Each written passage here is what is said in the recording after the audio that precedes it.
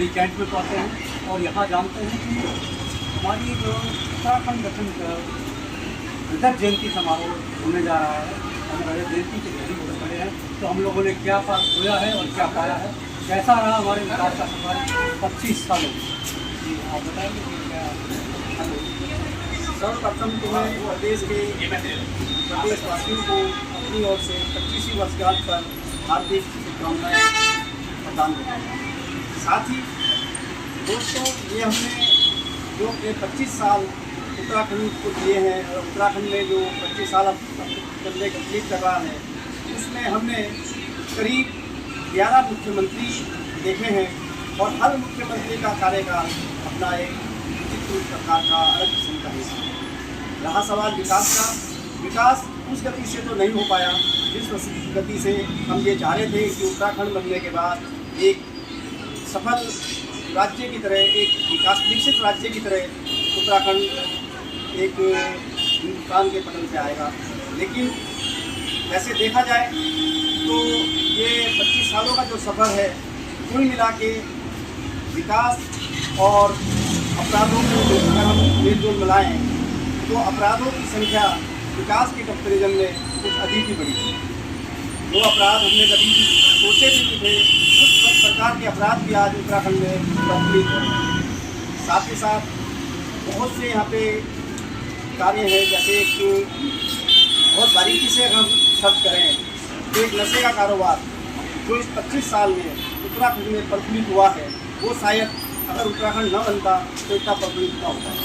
जो है 25 सालों में लोगों की आवाज़ के साथ ये लोग कहने लगे हैं कि हम उत्तर प्रदेश में ही बेहतर हैं। तो आपको भी क्या ऐसा लगता है कि उत्तराखंड बनने से ज़्यादा विकास उत्तर प्रदेश में हो रहा है? नहीं, इसमें अगर हम अपना वो दें तो मिली जुली बात है। उत्तराखंड बनने से कुछ फायदे भी हुए हैं लेकिन नुकसान भी हुए हैं। अगर हम शायद यूपी में जुड़े रहते तो एक यूपी का छोटा पार्ट होने की वजह से उतनी विकसित हम नहीं हो पाते, वो बात भी एक सत्य है। लोगों का मानना है कि उत्तराखंड में सिर्फ नेताओं का विकास हुआ है, बाकी आमजन आज भी वही की वही है। जो राज्य आंदोलनकारियों ने सपने देखे थे, जो उत्तराखंड गठन में सपने थे, उनके गैरसैंण जो गढ़वाल गाँव का मतदान पर्वतीय क्षेत्र का हमारा जो बंदा जीत करके आएगा, हमारा पर्वतीय राज्य होगा और यहाँ के लोगों को मुनाफा मिलेगा, फायदा मिलेगा। तो ऐसा कुछ आपको लगता है क्या हुआ? नहीं, देखिए, जहाँ तक विकास का हम सवाल करें और विकास में अगर हम नेताओं को जोड़ें तो नेताओं का जो विकास है वो तो 100% है। जो नेता 0 पे खड़ा था वो आज की तारीख में 100 पे खड़ा है। और आम जनता की अगर बात करें तो आम जनता को कुल मिला के कोई विकास शायद ही हुआ हो, मेरे को तो नहीं। बाकी जहाँ तक सवाल उत्तराखंड के बाद उत्तर प्रदेश से कंपेयर करने की बात है तो हम ये भी नहीं कह सकते कि उत्तराखंड अगर उत्तर प्रदेश में होता तो बहुत ज़्यादा विकसित हो जाता। लेकिन शायद मैं समझता हूँ कि जिस कंडीशन में हम खड़े हैं उसमें न खड़े होकर थोड़ी शायद ऊँचाई है। अगली बात तो यहाँ पर खनन और शराब का विकास होता हुआ दिखा है।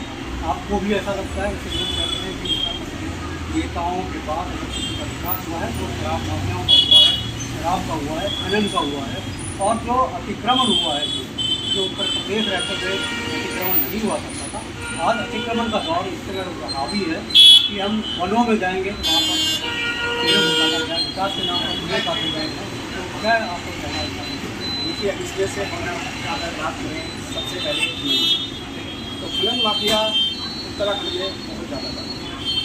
दूसरी बात अगर हम करें तो आपके इन्फ्लोसमेंट की, तो वो भी काफ़ी हद में करा। तीसरा सवाल आपका था शराब माफिया। शराब का तो सर ये मामला हो गया कि पहले हमें शराब अगर चाहिए हो तो हमें लोगों से पूछना होता था कि शराब की दुकान कहाँ। आज की तारीख में हर परचून की दुकान में, जो कि एक बड़े स्टोर के नाम पे खुली गई है, हर परचून वाले को शराब का लाइसेंस। पहले सिर्फ एक लिमिटेड एरियाज होते थे जिनमें शराब के ठेके आपको प्राप्त हुआ करते थे। आज की तारीख में आप किसी भी शहर में, किसी भी गांव में, किसी भी क्षेत्र में चले जाइए, आपको जिस तरीके से राशन मिल रहा है उसी तरीके से शराब। ये अभी आप रहे थे आशीष शर्मा जी को, बड़ी बहन को। इन्होंने अपने विचार रखे रजत जयंती की यात्रा पर, उत्तराखंड की रजत जयंती कैसे मनाई जाएगी और किस तरह से लोगों के विचार है, अभी हम कुछ और लोगों से जानेंगे।